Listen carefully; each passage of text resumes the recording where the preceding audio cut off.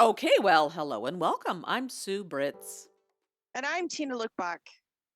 Welcome to Retired. It's the podcast where we talk about what life is like when we put on new tread, new wheels that move us to our next adventure. Today, I got to tell you, I am feeling retired, and not in a positive way, not in a bad way, but as we talk about retirement, it's like a chapter in our lives, right? So we've stepped into another chapter, and I decided that there are little chapters within the big chapters. So, like you walked into retirement, but your little chapter would be the art piece. That's only one part of your whole retirement. And right now, I'm in this little piece of time where I have not gotten anything started. Like, I'm still working on this business, but it's kind of in the hands of others now. Like, I've done my piece. So I've been exploring because I think one of the hardest things I've had is this vast amount of time.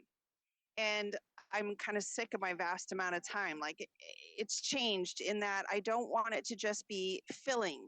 So I have like a couple of months where I don't have anything to do, Sue. If I work here, I will make about $10 a month. If I go home, I might get like, a waitress job at a cafe maybe for a couple months, but is it really worth it by the time I fly back? So I've been thinking, what am I going to do with myself? And so one of the things I've always wanted to do is, like join the Peace Corps. Well, clearly I don't have enough time for that. It's only 2 months. But here my whole business is based on philanthropy. So I started Googling, like, what can I do as an act of service while I'm here? Right? If my whole business is based on philanthropy, shouldn't I myself be doing something along those veins? So I found this place online, ironically. It was like the third one down. Everything had been on donations in terms of money. And this place happens to be a cafe where they serve coffee and they have books. And it's a donation place, but it's for medicine, it's for money, it's for time. It's exactly the values that my whole business is aligning with. So I went to go explore it yesterday. I didn't get to meet the owner. I talked to the waitress about it and I said I would really like to meet the owner.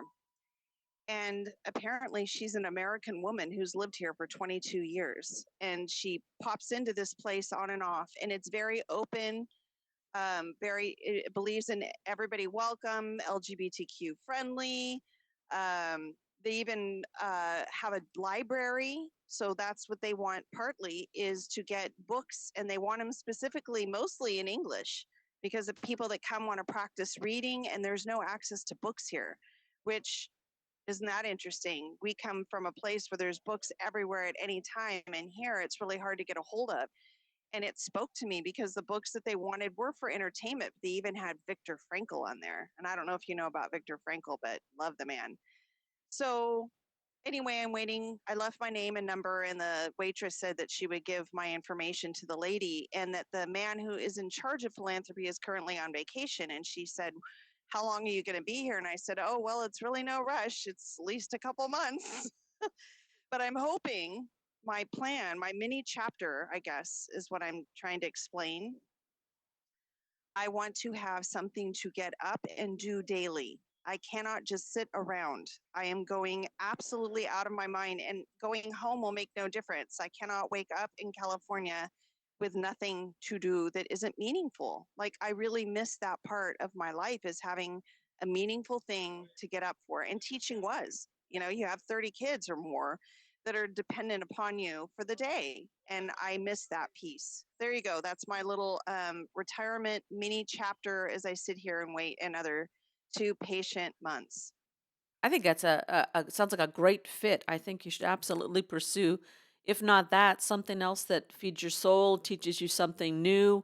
And what it does too is you're laying the groundwork for your philanthropy project where you're going to find the right sources to go to, ones that are trusted and you've got Yes. connections to. So if you think of it in those terms, I think that would that actually is a lot of work. That's groundwork that has to be done.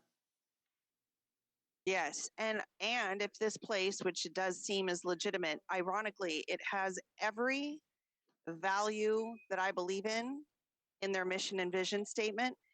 And they had been interviewed by the BBC, the Associated Press. So it's a legitimate place, which I find fascinating.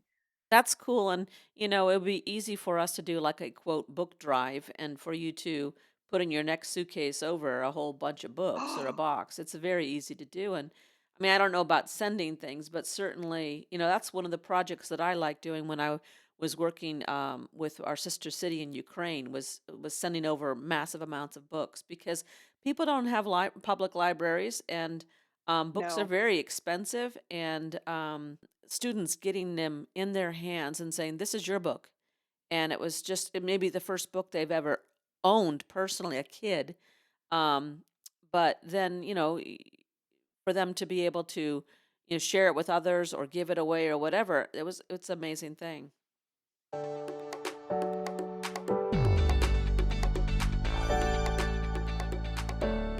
So today we have an interesting idea to propose. We'll see how this one goes, especially because we're having some of those audio connection issues again.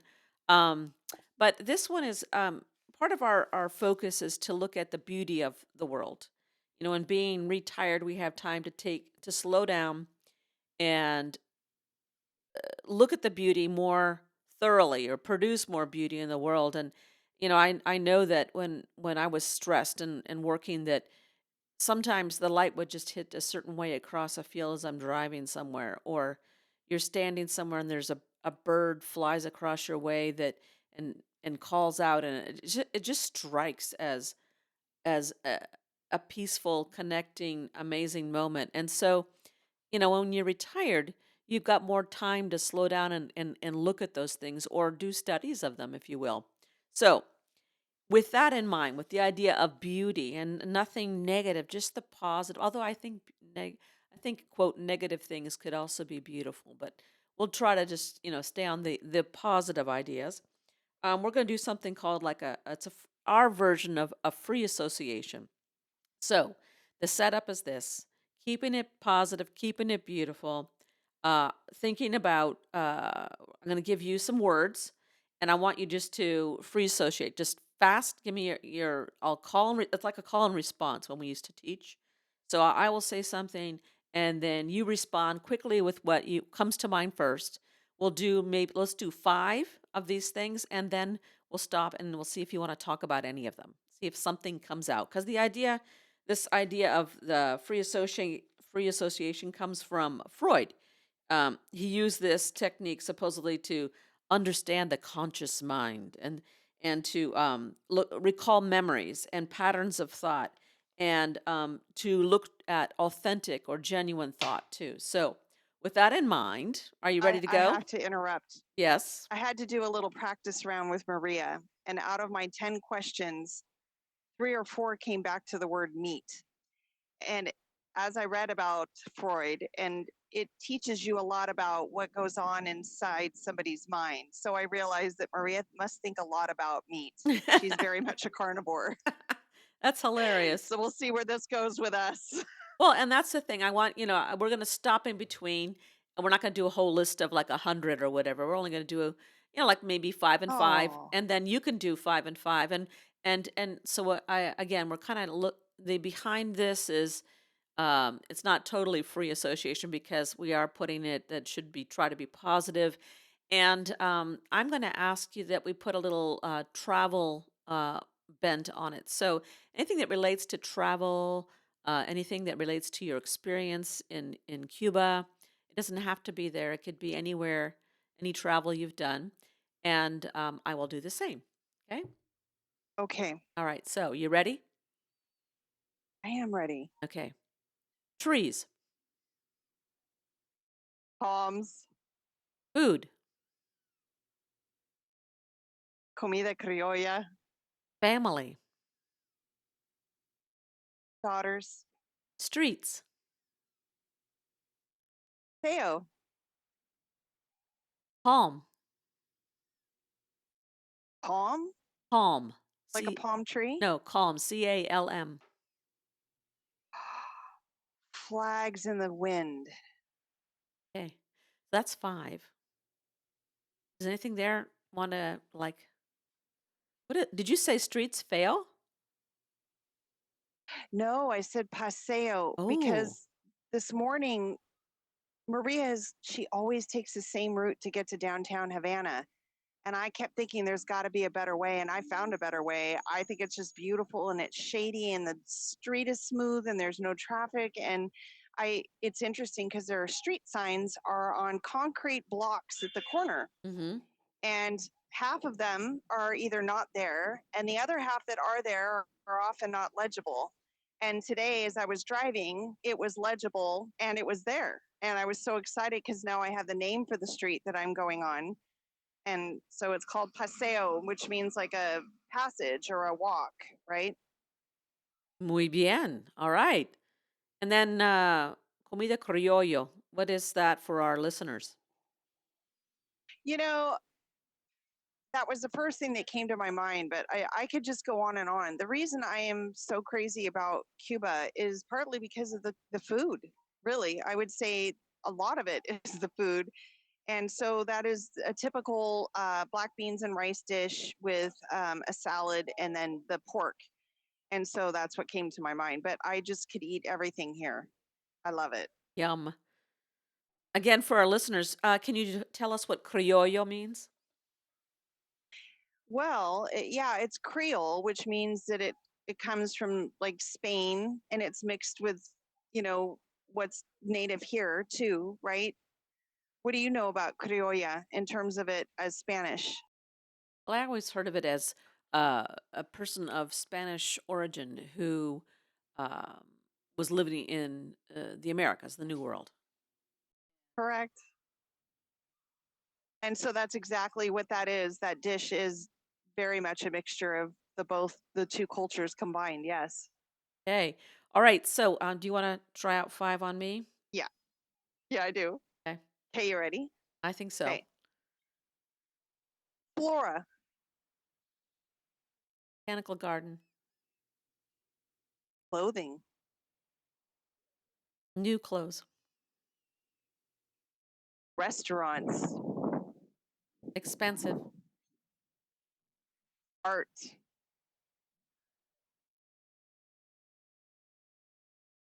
I'm not supposed to think about it much. I would just everywhere. People. Tourists. Okay, so those are your five. Yeah, I want to nothing go really back spoke to to, me. well, I was kind of excited. I kind of did this for you, excited about what your responses would be. So Right. sadly, it didn't like tickle your tickles. But for me, the restaurant part was, and you said like expensive, and that's what I know. Like you and Melinda really love good food, and now I become that too. So I just wanted to like, what restaurant is like the most memorable, tasty experience restaurant you've had, and where was it? Oh, wow, you're putting me on the spot. Okay, so I'm remembering Biba's. Biba is, Oh, right. yeah, Sacramento restaurant. Uh, for Biba, she's Italian American or was. She's passed away. The restaurant's now Yes. closed, but that is a favorite. I mean, the food was fantastic. Homemade pasta.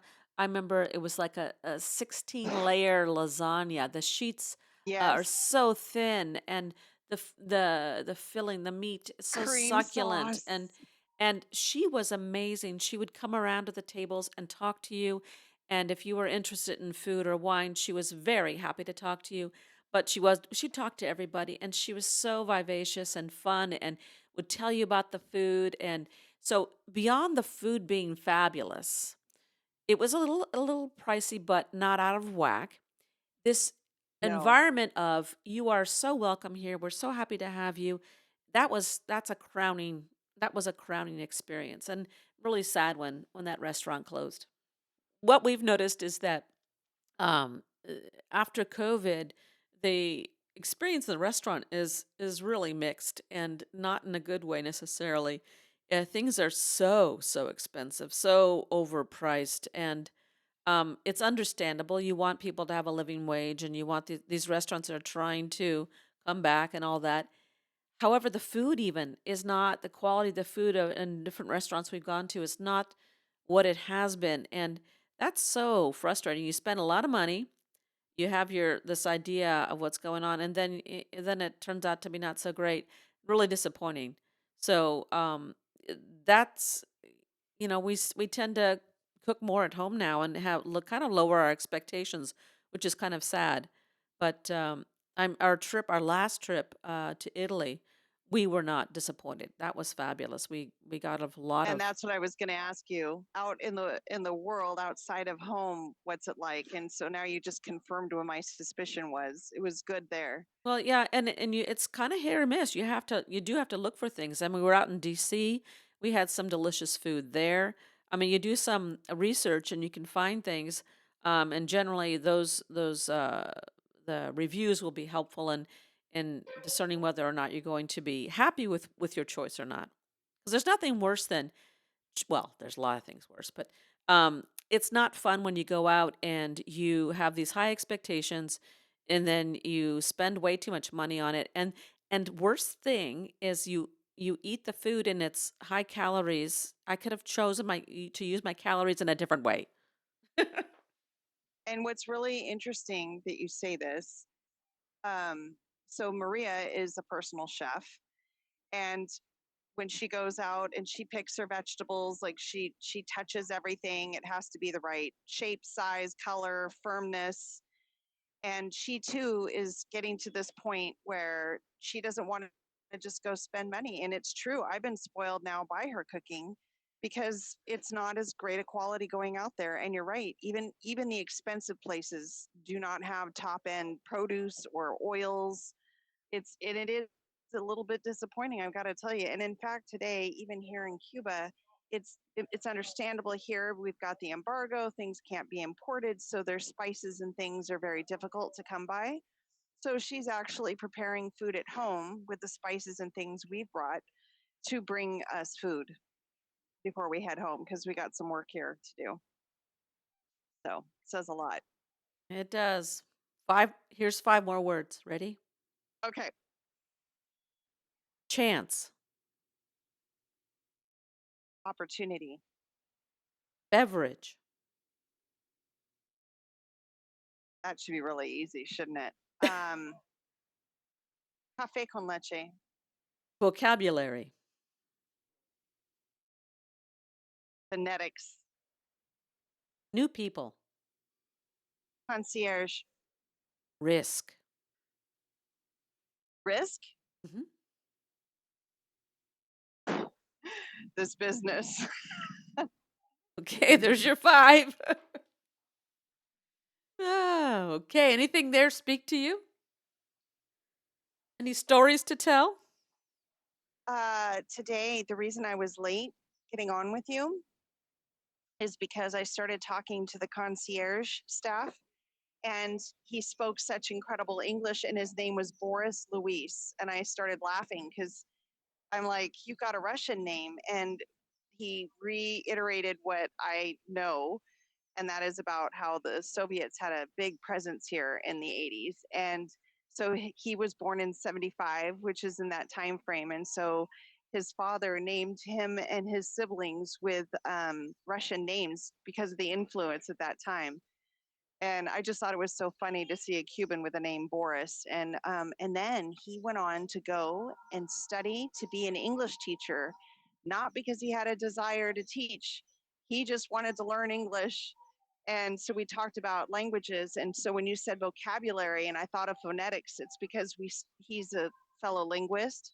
So we were talking about the joys of learning phonetics, or we took phonology classes, and each sound that we make actually has a name to it. So like if you say like "buh," which is a B, that is a bilabial fricative stop. Like there's names to it, and I eat it up. So vocabulary, I love anything that has to do with phonology, and I love vocabulary. So those were really good ones. Oh, very fun. You ready for yours? Yes. Okay, landscape, Trees. tourism, Busy. elegance, Trees. hmm, beauty. Trees. No, uh, botanical I'm seeing a gardens. pattern. Botanical Freud would gardens. figure it out with you too. Okay, extraordinary. I would say eclipse. Oh, so like Maria and being a carnivore, I see you being a treeivore, Well, whatever that is. well, um, we went away. Arborist. We went away for a quick trip over to Hawaii to Oahu, and I remember I've been to Hawaii now a few times, and it never was on my bucket list, and because everyone over talks it, and everyone, people on the West Coast here, everyone goes, and it's like it's tourism capital. I didn't really, it wasn't there, but I love Hawaii. It's so beautiful. We got the chance to see family and friends over there, which is nice too. But to me, just getting out of the towns or cities and get out into those botanical gardens, out into nature, being on the coast, it's just so gorgeous. And the feel, the air, the light, and then what you see, it's just beautiful, beautiful. And So growing up in Florida, you had a lot of green, tropical mhm, vegetation, and I wonder if that's part of it for you it because you is. grew up with that. That's in your soul. I think so, and some of the flowers and the bushes, they're all like things that would grow in our yard or, and I have memories of those. And then I remember my mother talking about them, and so there's all these connections that are feel good connections that go with all those. Yeah. Yeah. And then we got to see the eclipse there too. It was really cool. It wasn't the full eclipse, Oh, but we went out first thing in the morning when it was supposed to be at the height. We went out on the beach, and then there's a little pier out into the water, and we stood along there. We brought our little dumb glasses, and we stood out there and we waited, and you could see it. It was amazing. It was just a little chunk out of the sun, but pretty cool. I mean, and to think that everyone else is just looking at this too, or will be during the course of the day. Not everyone, but so many people. It's a cool thing, and it does feel, for me at least, like you're just a small little nothing, you know. And to see yeah, I mean, to understand physically where you are in the universe, or in our solar system, how that feels and what that means. It's very cool, awe-inspiring, beautiful. and when you said that, like it's just so little, nothingness. It's the nothingness that is the bigness. Hmm. So Yep. I know what you're saying. Like it's like we're so insignificant to this significant thing, it puts us in perspective. But in reality, when we stop and think about it, it's a miracle, like that we have this. Like it is just a miracle, all of life, and we all share it on this planet. I think that's what made it a beautiful experience too, right? Because it brought everybody around the world focused on the same thing, right? It really puts things in perspective, the nothingness and the totality of it. And we were talking to some other people that were around us. Some people didn't have glasses. Would you like, they wanted, would you like to borrow this? Sure. And others, my son's serving here, and I got to see him. We got to have all these conversations. It was pretty cool. Was it very full where you were? Was it full of people or just a few? No, it wasn't a lot of people. It was in the teens, maybe. Oh, okay. Yeah. Which is another thing, as I find as I get older, I really don't like being around large crowds of people. So, yeah. Okay, Yeah, I five wonder if more. that's an aging thing. Five more. Five more. Oh, well, you told me to come up with 10. So you Okay. have 15? Oh, I got tons. Oh, well, you told me 10. All right, give me 5 more. You're funny. Okay. Puppies. Cachorro, Light. light bulb, Love. everywhere. Shadows. Souls. Time. Oh, hurry up and wait. Okay, tell me about something here.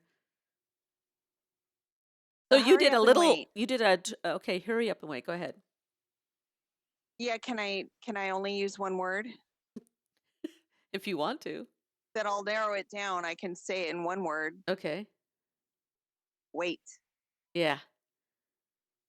Not even hurry up and wait. It's just wait. Everything is awaiting. And so, And the beauty in that, what's the beauty in waiting? ordinarily I could say a lot of positive things about the waiting, but it's like when you wait for everything throughout the day, it becomes a little bit of a struggle. Um, the beauty of waiting, Sue, I would say it's an appreciation for what is. You come to appreciate just what is, wherever you are, whatever it is. It's if you can't, I don't think everybody can reach that. And I've been trying to find that. What can I do in this waiting place? And that just means like the philanthropy, but it's also in the moment. What can I do in this moment while I wait? So it's a teacher. Waiting is a teacher. That reminds me of the Oh, the Places You'll Go, Dr. Seuss. Oh And my God, and I it's the would read best. that every year at the end of the school year to my students before they left, and then have them sign one of the pages in the book. And it's kind of a cool way to remember the kids. But oh, the places you'll go. And one of them is the waiting place for people, just waiting. Oh, you're right. Waiting for a train to go, or a bus to come, or a plane to go, or the mail to come, or the rain to go, or the phone to ring, or the snow to snow, or waiting around for a yes or a no, or waiting for their hair to grow. Just everyone, just waiting. Waiting for the fish to bite, or waiting for the wind to fly a kite, or waiting around for Friday night, or waiting perhaps for their Uncle Jake, or a pot to boil, or a better break, or a string of pearls, or a pair of pants, or a wig with curls, or another chance. Everyone is just waiting. It's a profound book, and I know it's meant for kids, but it's really meant for adults too. Absolutely. That's why I would read it every year. It meant something different every time. Yeah, I think that's a book Very I'll be cool. donating over here for sure. See, I'm thinking these list thing is showing us some of what was promised here. What's on our minds? What are our patterns of thought and genuine thought? It's kind of fun. You have five more for me, I think. Soul, Art, random, cotorros, kindness, talking with others, acts, kindness, service. Pearl Harbor. Excellent. Okay, so it Tell was me about supposed any of to be in those. it was supposed to be in the context of my trip, right? So yeah, Yeah, I Pearl know, but I Harbor. I decided. I tell you, when Perfect. we went to Pearl Harbor, that was one of the things that I wanted to do because I'd only seen it from a distance, hadn't been on the Missouri, I mean the Arizona.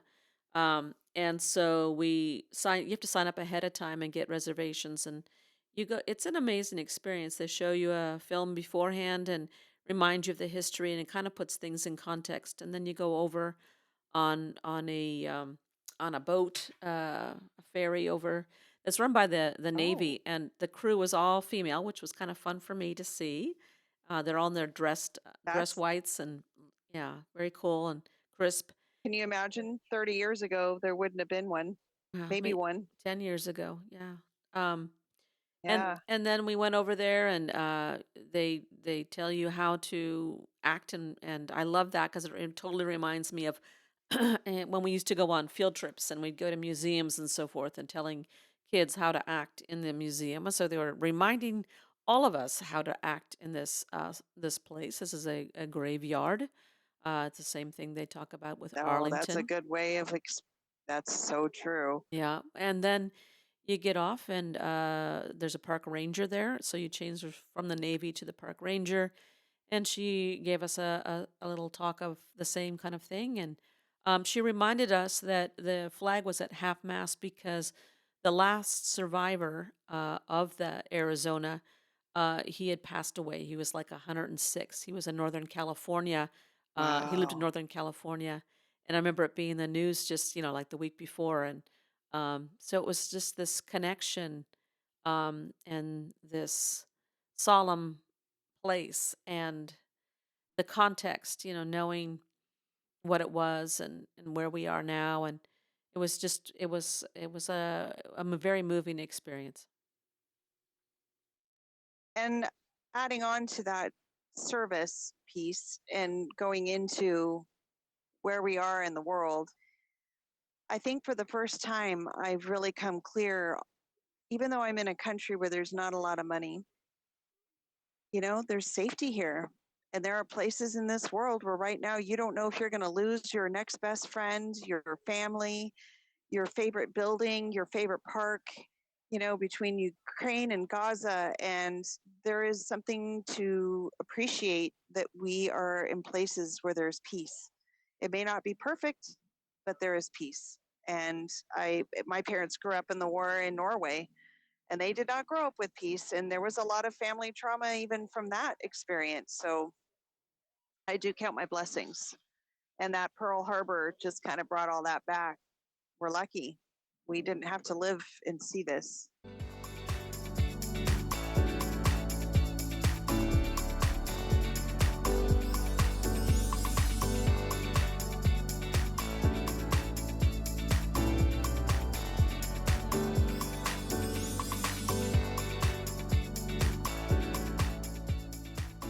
That wraps up this episode of Retired. Thanks for listening.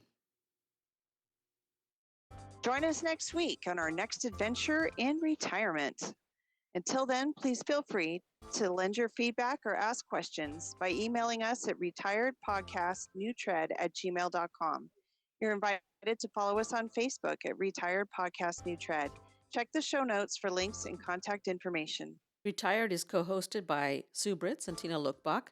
It's produced, directed, and edited by me, Sue Britz. Music and graphics are by me too. Please click to subscribe so you won't miss your chance to join our Join our our retired retired road road trip. trip.